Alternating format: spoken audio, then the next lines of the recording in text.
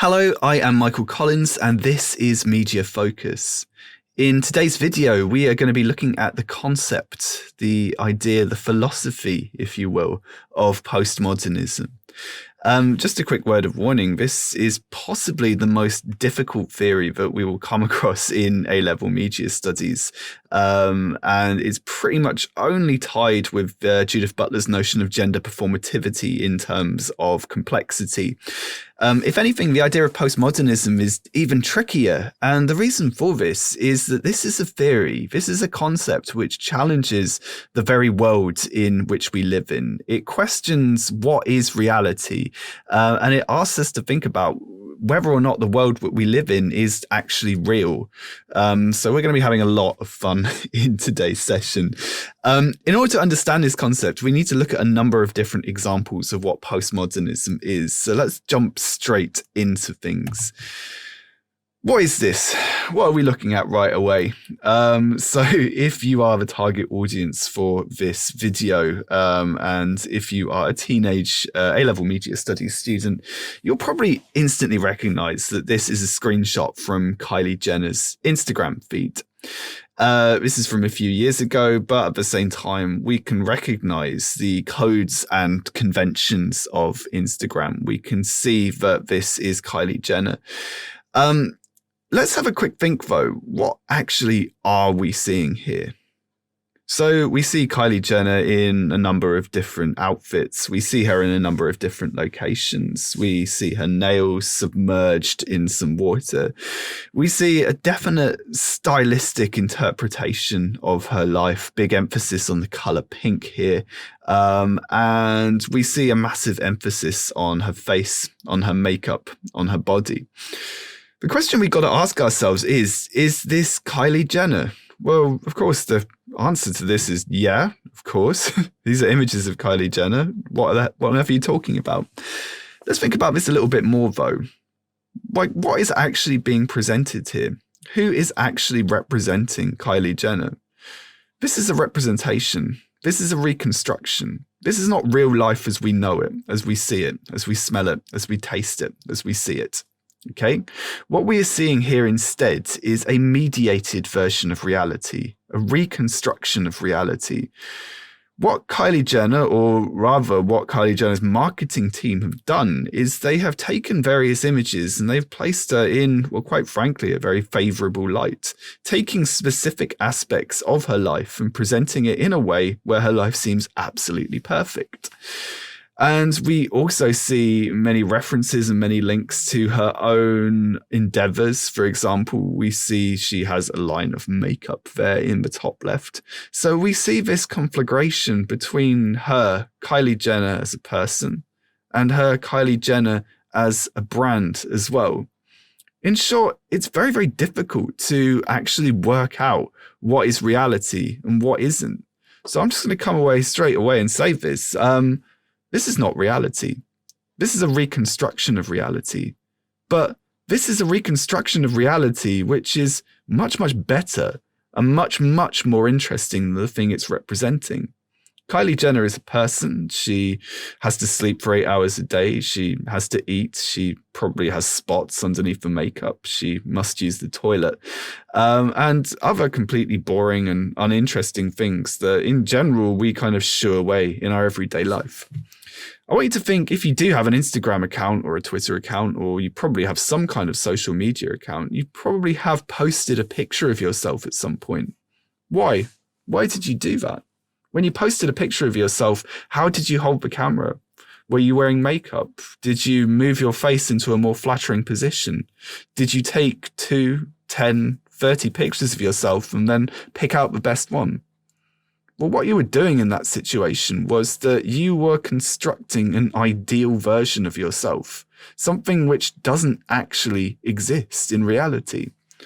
The concept that we're looking at right now is this idea of hyperreality. It's like reality, but literally it is beyond reality.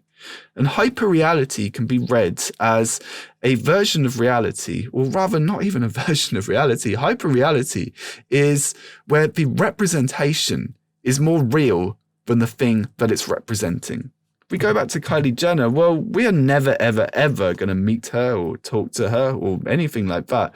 But at the same time, we do have a very, very strong perception of her life. We know her through her reality show, Keeping Up with the Kardashians. We know her through her many, many news stories that focus on her.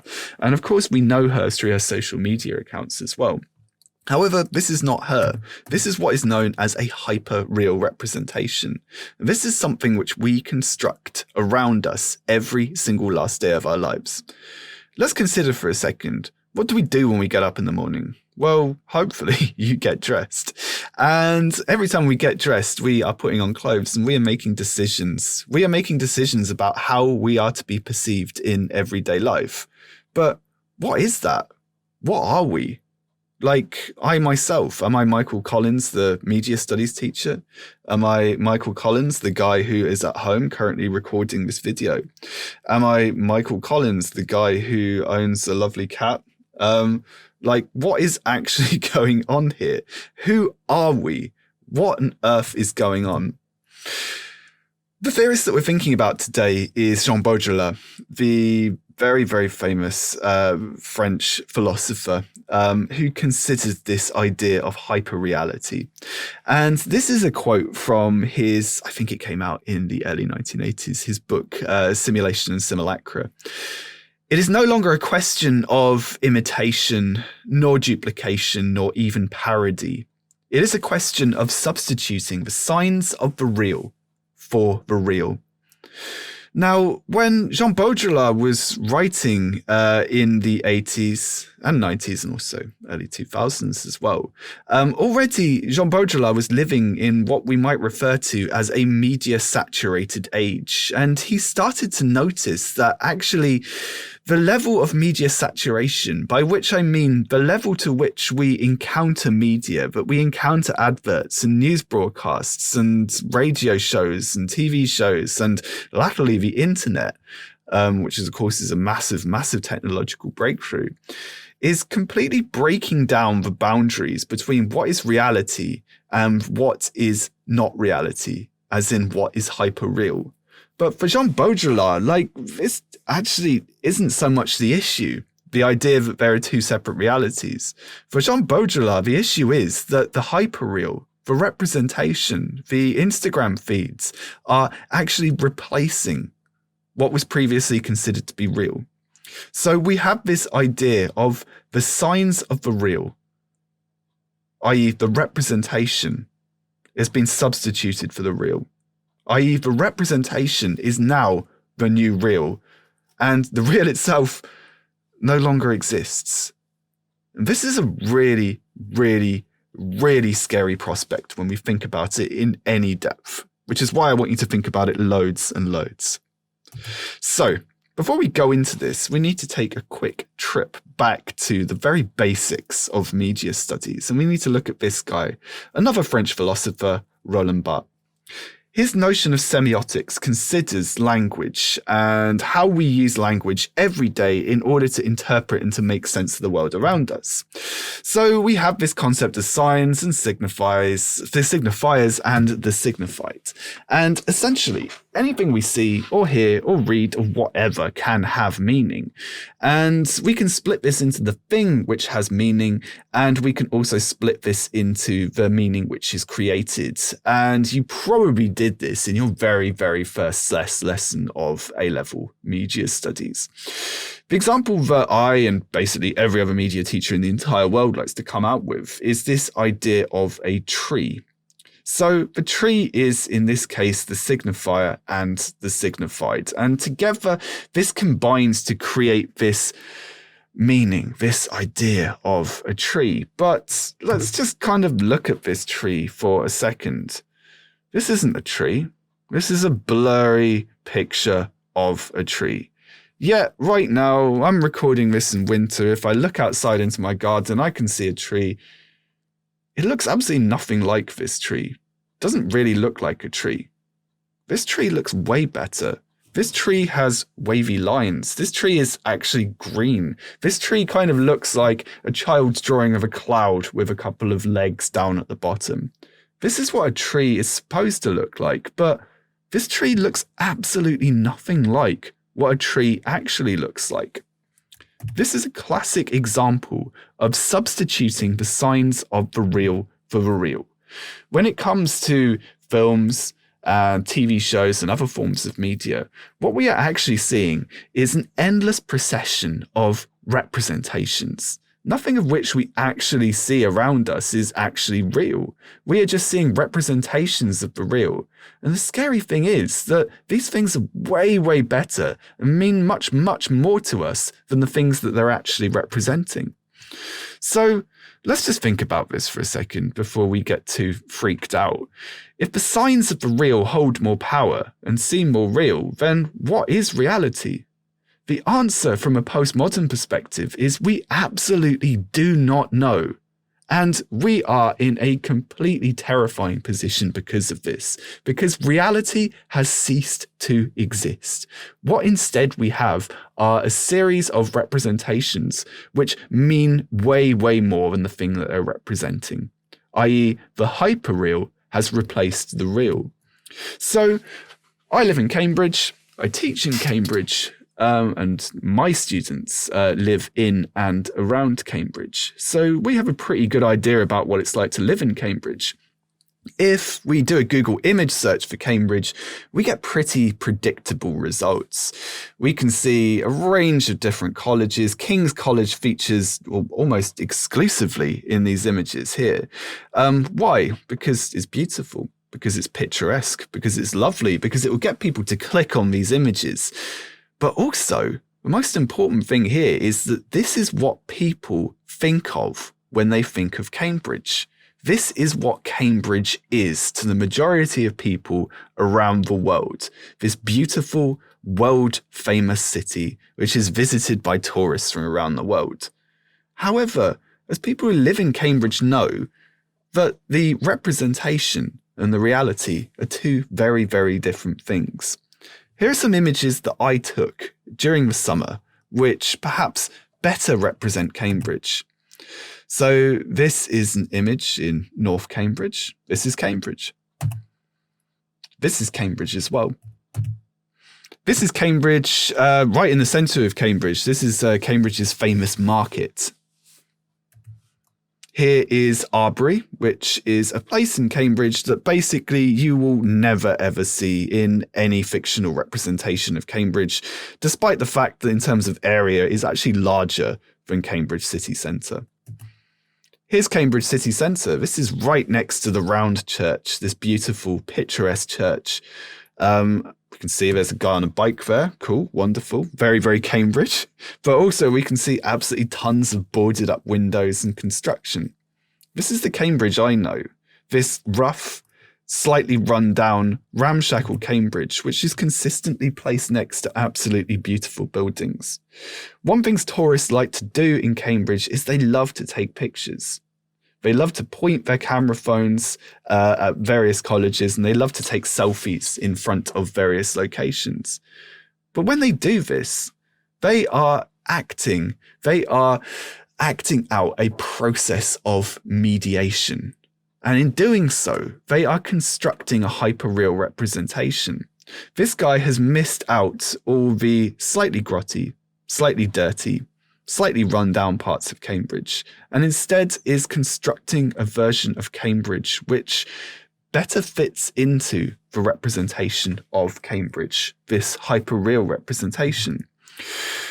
This leads to absolutely massive issues with our perception of the world. Like, even if we visit somewhere, and even if we see that the truth and is very, very different to the hyperreal representation that we've been told, we're still likely to go along with the hyperreal. And the reason for this is that this version of Cambridge is way more glamorous than this version of Cambridge. It's way more exciting. It's way more interesting. But it's also not real. In this sense, what we see here is that Cambridge, the representation of Cambridge that we get when we do a Google image search for it, is a simulacrum. And a simulacrum is a representation of something that has never existed in the first place. This idea of Cambridge, this beautiful, romantic, kind of slightly Harry Potter-esque city, just absolutely doesn't exist. You walk around Cambridge for 30 minutes and you'll notice graffiti, you'll notice rubbish in the street, you'll notice a significant number of homeless people. These ideas generally don't come into the hyperreal representation of Cambridge. Cambridge has issues. Cambridge is the most unequal city in the UK, with a huge gulf between the richest and the poorest. Cambridge City has some of the wealthiest areas in the entire UK, but it also has some of the poorest areas of the whole of the UK. These two things conflict with each other, but overall, the representation which exists is the simulacrum, the representation of something which just doesn't exist at all and never has existed in the first place. An excellent example of this is the concept of Paris syndrome. And I really do recommend that this would be great if it's actually linked, if I could actually click on this link. I do recommend that you search for this on YouTube. There's an excellent, very, very short documentary on Paris syndrome, which it explains exactly what it is. Paris syndrome refers to this kind of unexplained idea of usually Japanese tourists who visit Paris and instantly, well, not instantly, but are often very, very upset by what they experience, often experiencing panic attacks, hallucinations, and extreme distress. The reason for this is posited that, well, Paris is represented as being this beautiful and romantic city. Actually, it is a big, bustling, dirty, graffiti-filled, and I mean, obviously very wonderful and exciting, but a city with many, many issues, which just does not live up to the representation. An excellent example of a hyperreal representation of Paris can be seen in the recent Netflix film Emily in Paris, which features an American who travels to Paris and eats pain au chocolat and sits by the river and generally has a wonderful time, possibly listening to accordion music. I don't know, I've never seen it. This film has been heavily criticized in France for presenting a very stereotypical and, quite frankly, unrealistic representation of Paris. The issue with representation and the issue with hyperreality is that the reality and the hyperreal can never ever live up to people's expectations. So what do we do? In this age of postmodern simulacra, we as audiences are constantly bombarded with images which no longer refer to anything real. So whether it's Paris, whether it's Cambridge, whether it's Kylie Jenner, whether it is the prospectus for your sixth form college, these things never ever match up to reality. These are mediated, perfected, beautiful images which have no relation to our own lives. We're going to get a bit depressing now. It is increasingly difficult to ascertain, to work out what is real. And it is getting more and more difficult. The more and more media saturated our society becomes, the more and more difficult it is to work out what is real and what is not. And the issue here is that actually we just don't care. This is super depressing. We are living in a fantasy world. We have retreated into a beautiful world of simulacra. We are ignoring issues that surround us. Why? Because our world is too depressing to even consider. Let's think about what we do on a daily basis. I asked my students this yesterday. What do you do on a daily basis? Okay, we're currently in the middle of the COVID-19 pandemic, so perhaps this influenced their responses a little bit. Eat, sleep, Netflix, repeat. And they didn't even include college in that. Okay, so we also do go to college. We also go to work.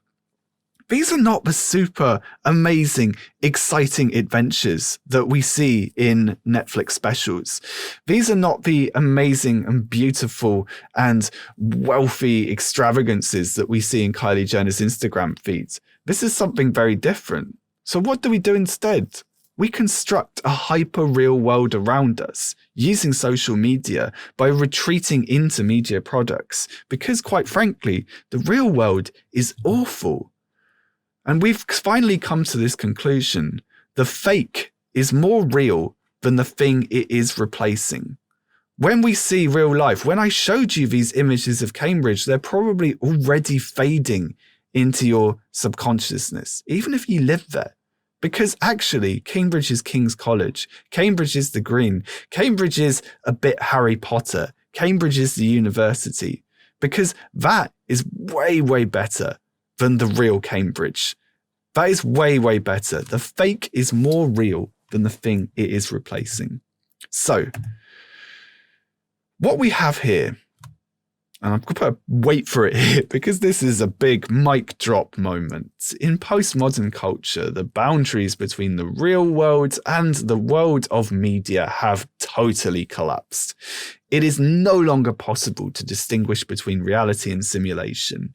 And in fact, according to Jean Beaujola, it really, really doesn't matter which is which anymore. Okay? We as humans have retreated into this false, fake, perfect fantasy world. We live in a postmodern age of simulacra, of things which never ever existed in the first place, but seem more real than real. We as audiences are constantly bombarded with this and hit with images, and these images now no longer refer to anything real at all, anything that we've seen. But because of this, we are now in a situation where these images seem more real than the things they supposedly represent. This is hyperreality, the idea of the representation being better than the thing it is representing. So, this is Jean Beaujola in a nutshell. This is his concept. And if you are A, confused, or B, freaked out, then good, this is exactly what he is going for here. Beaujola is a postmodernist, and postmodernism is this idea of breaking boundaries, of trashing these ideas between the real and the hyperreal, of questioning the world in which we live in, and breaking apart all previously thought of notions of media theory. So, let's put this into practice for a second. Let's consider the Channel 4 science fiction TV show Humans. And I want in particular to think of the character of Odie as an example of a hyperreal construct. A really, really good scene to look at and a really good scene to refer to in the exam is the scene where Odie malfunctions in the supermarket and George is told that Odie must be recycled. Now, to put this into context, Odie is not human. Despite the name of the TV show, Humans actually deals with the representations of synthetic humans and asks the question, what does it actually mean to be human? Do you actually need to be of flesh and blood to be human? What kind of consciousness do you need to be human? Is it possible to be human, or is it possible to love something, even if it's a malfunctioning machine? Odie is old and Odie is broken. He is an old and broken robot. He has completely exceeded his shelf life, and according to Detective Drummond in the show, he needs to be recycled. Which is why we see in the first episode of Humans, Odie completely breaks and ends up attacking a shop worker before destroying a complete load of marmalade and completely breaking everything. However, something that's really interesting about this scene is how it affects audiences. Like, this scene potentially should be funny or stupid or maybe scary. We see a robot going crazy, right? That potentially is something which maybe even should scare us.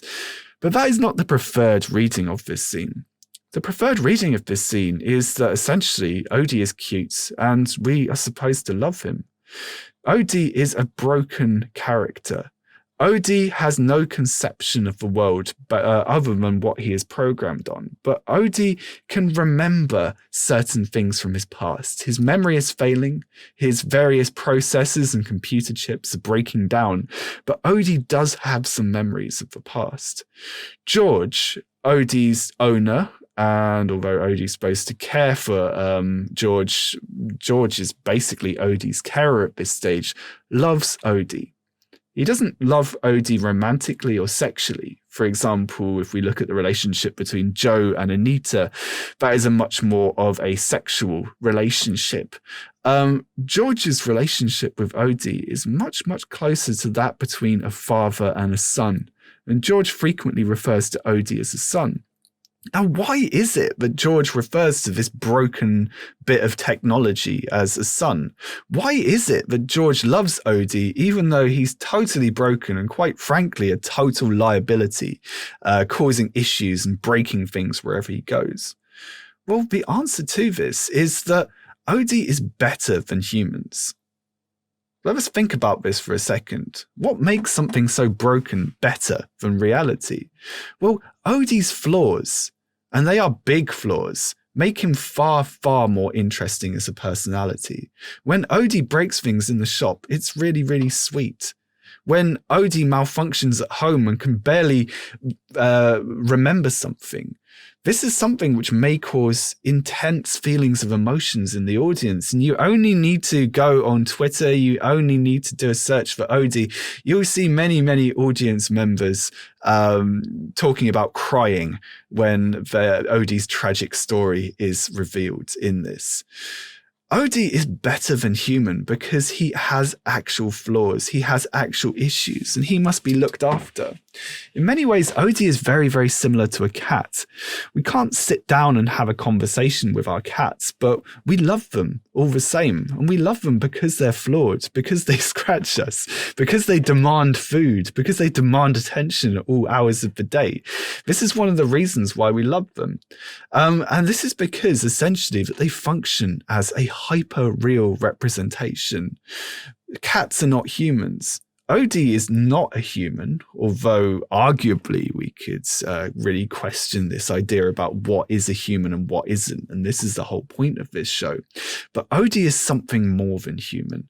Odie is a representation. He must be protected, essentially because he is vulnerable. He is simultaneously a wonderful computer, but he is also a broken child. With Odie as well, we also have this strong allegorical aspect.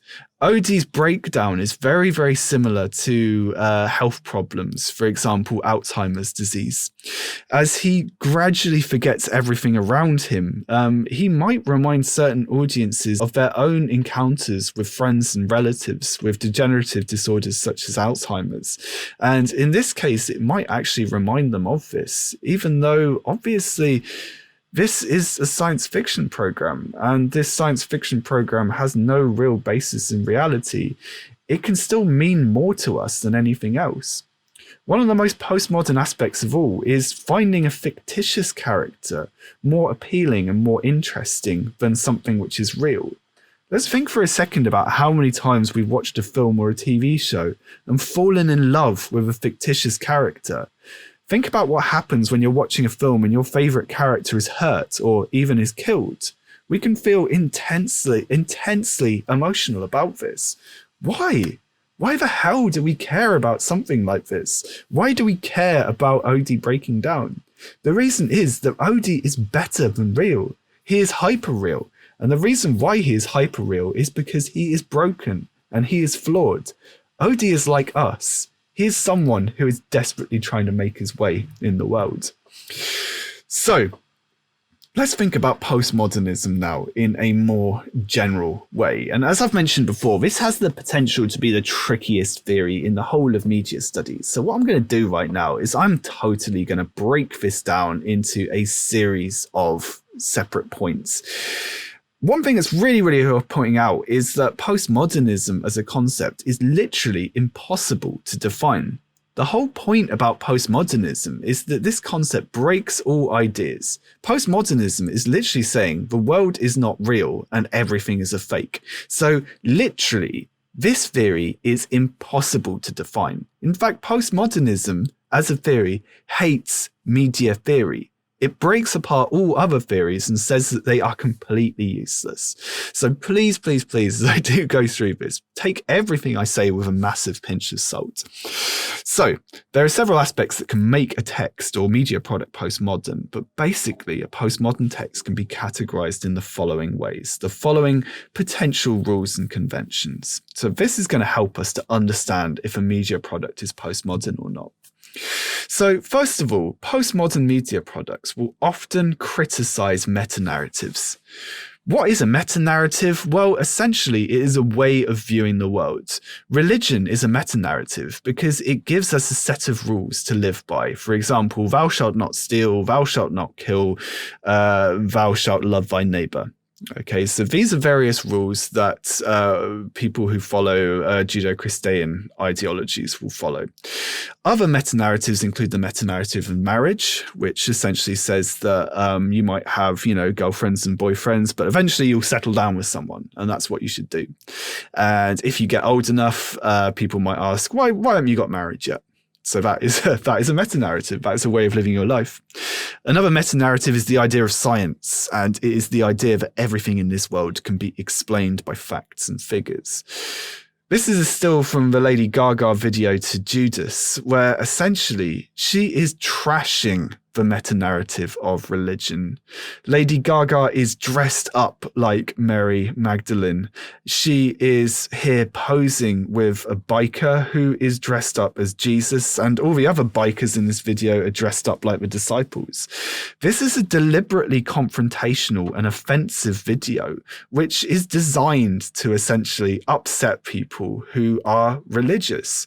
Why? Well, A, because it leads to some interesting images, but B, it's to get money, right? This kind of video is going to get people talking. Oh my God, did you see that video? Oh my God, did you see that Jesus was a biker in that video? This is deliberately breaking the laws of our society in order to make a point. Another example of postmodernism is making something as deliberately awful and as trashy as possible. So we have this idea of high culture, and high culture is swanky restaurants. High culture is going to the opera. High culture is putting on a suit. High culture is wearing expensive aftershave. Postmodernism takes these ideas and takes these aspirations and attempts to break them. What if we make something which is deliberately bad? What is to say what is bad and what is good? So, for example, postmodern music, for example, noise musicians like Merzbow will deliberately break apart ideas of what music is supposed to be like. And instead of writing a nice 3-minute long pop song with a verse and a chorus, instead he'll create an hour-long wall of feedback which deliberately hurts your ears. This excellent example of rejection of high culture is from John Galliano's Hobo Couture fashion show for Dior in 2000, where in this extremely swanky show, models were dressed essentially like homeless people in deliberately trashy, in deliberately gross-looking costumes. Why? Well, first of all, it's to get people talking. It's to deliberately infuriate and to annoy people, but it is also to break down this idea about what fashion is, about what high society is, and what culture is. Another way in which media products can deliberately break down boundaries is by directly addressing the audience. And this is sometimes referred to as a direct mode of address. So one example of this is the film Funny Games by Michael Haneke. Funny Games is an interesting film because it is a horror film, but it is also absolutely not a horror film. I very, very, very much strongly recommend you watch it because it's amazing and excellent film, but I also totally do not recommend you watch it because it is one of the most traumatizing and upsetting films I've ever seen in my life by far. It is absolutely wonderful and absolutely perfect, and is essentially about a middle-class family who are on holiday in Austria, and two very, very nice and clean-cut men walk into their house and refuse to leave. And gradually they terrorize and torture the family. And there's nothing good in this film. There's nothing nice in this film. And what this film does frequently is it will do something called breaking the fourth wall. The main character will turn around, will look directly at the screen, and will even wink occasionally at the audience. This completely breaks the rules of films. This completely breaks the rules of cinema. We're watching this horror film, and the villain has this power which we've never ever seen a villain in a film having. I mean, apart from in other postmodern films. In the scene that I'm referring to in this slide, and again, it would be wonderful if I could show this to you, but I'd break copyright laws on YouTube. essentially these people have murdered the family's dog. They are essentially saying, why don't you go out and look for your dog? Your dog is just around the corner. You're getting close to your dog. And then the villain turns around, looks directly at the camera and winks. This scene is absolutely horrible because it breaks down all boundaries about what a film should do. It's deliberately breaking the rules of a film, but also it's extremely upsetting for the audience because this is the point in the film we realize that the villain, the monster, is definitely going to win because they have power which they shouldn't have. So sorry, spoilers for funny games, but there is no other way in which this film can end. It was also remade as well fairly recently in 2007, an American remake, also directed by the same director, which you might want to check out if you don't want to watch a film in Austrian German. Postmodernism is all about breaking rules and about breaking conventions deliberately. This idea that the world in which we live in is trash, so why not have some fun with it?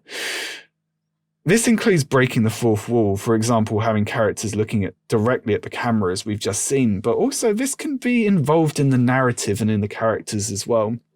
An absolutely perfect example of a postmodern media product is Quentin Tarantino's 1994 film Pulp Fiction. Pulp Fiction makes loads and loads of references to other films. The characters in this film are absolutely obsessed with other films. They will often make references to other films. And these characters have been deliberately ripped out of other films, which the director loves. Quentin Tarantino loves movies. And we see in Pulp Fiction, he absolutely loves crime films. He absolutely loves Japanese gangster films. And he's just shoving lots of bits of his favorite films into Pulp Fiction. Another thing which makes Pulp Fiction really postmodern is the idea that it has a non-linear narrative, which essentially means that the story doesn't go from A to B. Instead, the story goes from A to D to G to B to C to, and just goes in all different directions, which leads to this really interesting example where arguably the main character, Vincent Vega, who is on the left of the screen right here, dies halfway through the film, but because of a non-linear narrative, he is still alive and well in the last scene and ends up walking off. Again, deliberately breaking rules. Why? Well, essentially to have some fun with the audience, to present something which is interesting, but maybe also to present a comment on our lives and the structures that we have to live. Another thing which postmodern media products do is they will adopt something called bricolage. So John Beaujola referred to bricolage as the cobbling together of different themes and ideas. So in English, we get the term bric-a-brac from bricolage. So bric-a-brac, lots of different things that you might find at a jumble sale. This idea of taking lots and lots of different concepts and chucking them all together where, frankly, they don't belong. And we often refer to this in media studies as intertextuality or referentiality. And media products can do this for funny reasons. They can do this to help the audience know what's going on. But a postmodern media product will do this just purely for the hell of it. So an excellent example of bricolage is this cafe/bar in Tokyo called Christon, which is a bar which has a religious theme. It is kitted out like a church. All the drinks are completely based around various saints and stuff like that. It is utterly and absolutely bizarre. Why is it doing this? Well, quite frankly, just for the hell of it. And that is postmodernism in a nutshell. And postmodernism is also this idea of style over substance, this idea of surface meanings, this idea of there being absolutely nothing below the surface, this idea of a joke which just isn't funny at all. And that's what makes it funny. And if any of you guys are into sharing weird memes, which just basically mean nothing just to piss people off, yeah, you're being postmodern, right?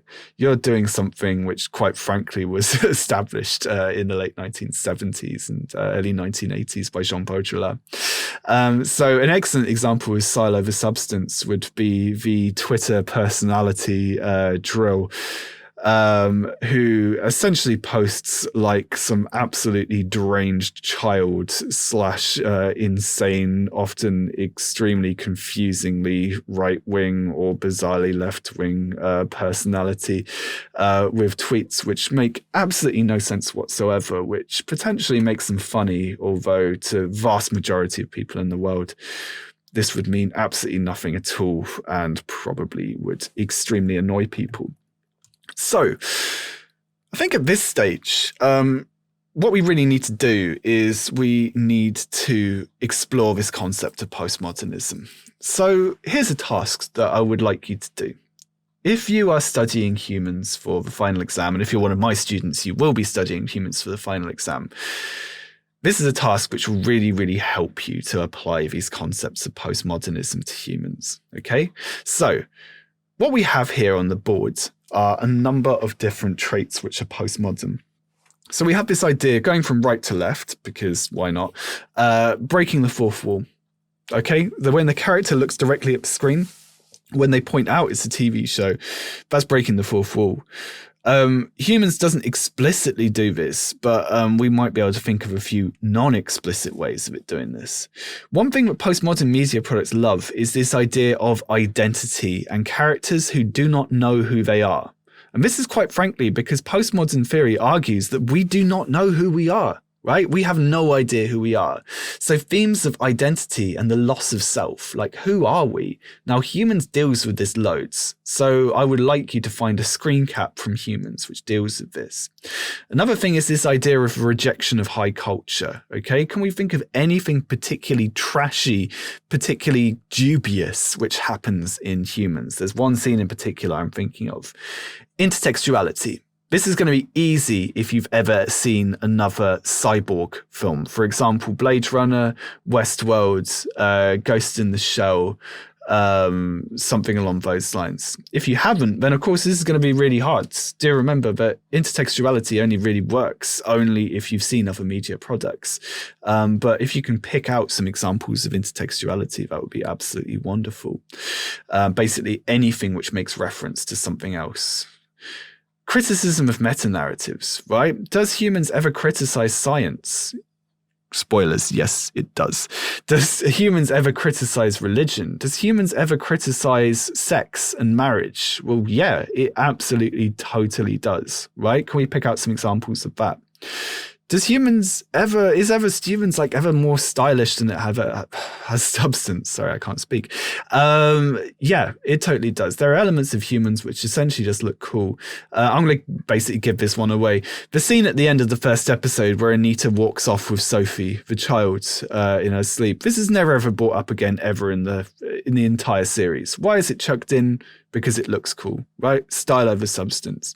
And another thing right on the very left here, and this is perhaps incidental, but postmodern media products love screens, right? Think about it like this.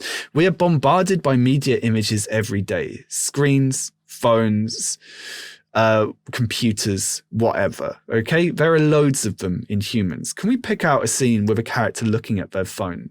This is generally not something that we see in films and TV shows, right? Because it's boring. But in everyday life, like you guys are glued to your phone and I'm glued to my phone all the time. Why? Because our lives are terrible. Okay? In humans, we see lots of people watching screens. We see lots of people using phones. And again, this arguably is a postmodern aspect. But just to conclude this, if you're having trouble, please just blag this. Postmodernism is the most difficult concept of all, right? There's no other concept in media studies more difficult. And postmodernism is a theory which even hates itself, okay? So there is no right or wrong answer to this. Please just dig in and please just blag this if you're in any doubt. Thank you very much.